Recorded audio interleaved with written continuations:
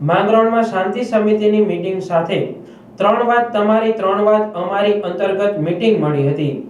માંગરોળ આગામી રમઝાન, ઈદ અને ચેટીચાંદ તહેવારને લઈ શહેરમાં શાંતિ જળવાઈ રહે અને ભાઈચારાની ભાવનાથી તહેવારો ઉજવાય તે માટે પોલીસ દ્વારા માંગરોળ હિન્દુ મુસ્લિમ સમાજના આગેવાનો સાથે એક મીટિંગનું આયોજન કરવામાં આવ્યું હતું।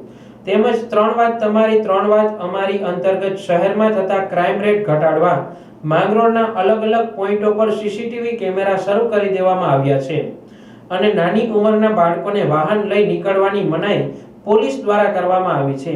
જો લાયસન્સ વગર વાહન હાંકતા પકડાશે તો પોતાના વાલીઓ પર કાર્યવાહી કરવામાં આવશે।